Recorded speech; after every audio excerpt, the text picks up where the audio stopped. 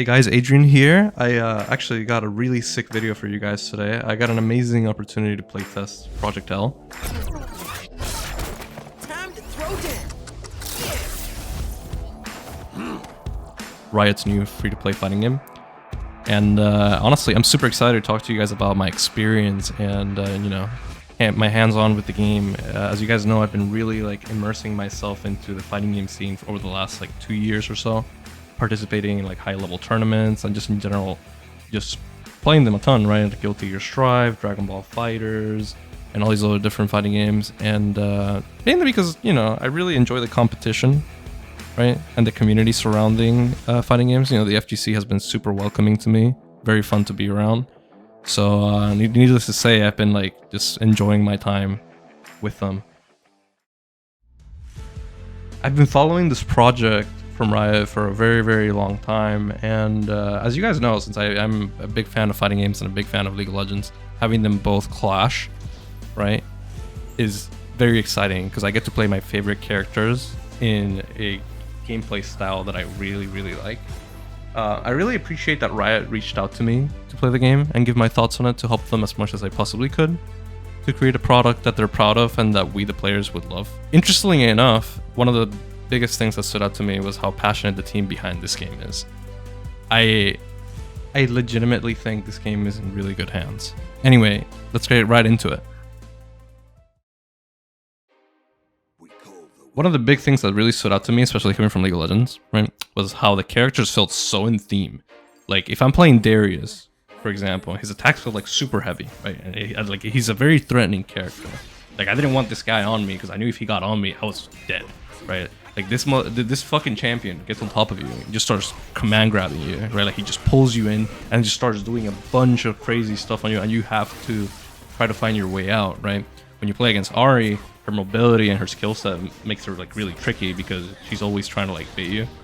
And the cool thing is when you look at the abilities in League of Legends, for example, Ahri Q, her orb goes out and comes back in, right? That's in the game.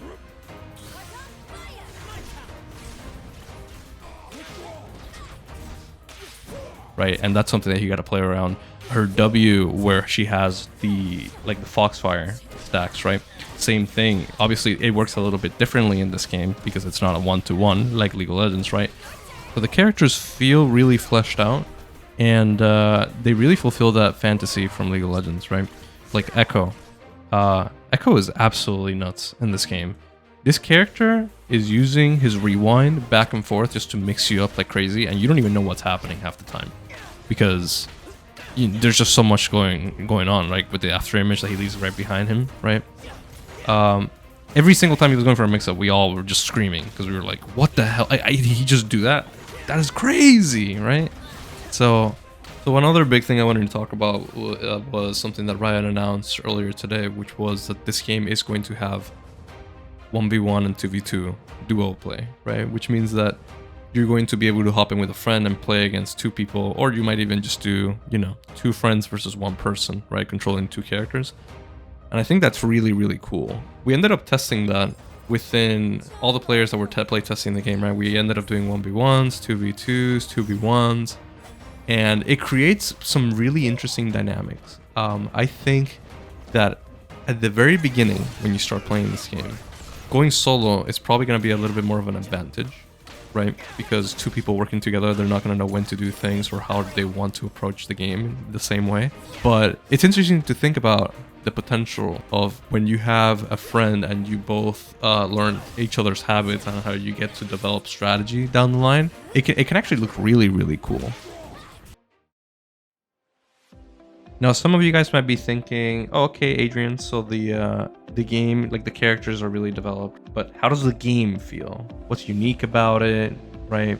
Well, I can tell you guys that it's a tag fighter, right? It's like Marvel vs. Capcom style, or for people that have played other tag fighting games like Dragon Ball Fighters, it's kind of in that style. You have a lot of mobility and you have a lot of freedom in the way that you're able to express yourself in the game. So talking about player expression, right? The characters in this game have a really good amount of depth. And at higher levels of play, honestly, you're always going to be able to tell who's playing what character. Because there's so many combo routes and the different ways of using the character abilities that You never really feel locked into doing a standard bread and butter combo like in some other games that I've played. For example, like Dragon Ball Fighters, everyone kind of starts off their combo the same way, right? And you only see some slight variations down the line, like, you know, during the middle or end of the combo for the most part. So is the game fun? Objectively, yes. The game is probably the most fun fighting game I've had the experience of playing over the last like 5 years. Now, there's a big warning coming with this from me to you guys. The game is probably one of the most degenerate offensive games I've ever seen. In terms of like, when characters get on you, you are going to get mixed up once they have experience in this game. You are going to have to deal with some insane stuff. And, you know, there's nothing inherently wrong with that, as long as the system itself allows counterplay with defensive mechanics, but, you know, like a good balance of defensive mechanics and offensive mechanics. Is the game, you know, perfect right now in the current way that we played it, like the current build? No, I don't think it's it doesn't have any flaws, right? But I think the team at Riot listened to a lot of our feedback, and they're able to kind of tweak the things that are going to make the game 100 times better for everyone. Now, I know a lot of you guys are going to ask me questions about how many, like, you know, your favorite character, if they're in the roster, or if I know more about the game. And we did get to play a lot more of the characters, and we got to see a lot more, but I cannot tell you guys about it. So you guys are going to have to just wait on that and see what ends up coming through in the future. But all I can tell you guys is that you guys are going to be very excited. Thank you guys so much for watching this video, by the way. If you guys have any questions or anything related to Project L or anything that I can actually share, please just leave it out in the comments below, and I'll reply to you guys as soon as I can. Or, you know, I'll just be like streaming or something. You guys can pass by and ask me questions. I'll make sure to give you guys any details that I can give. And yeah, hope you guys have a good day.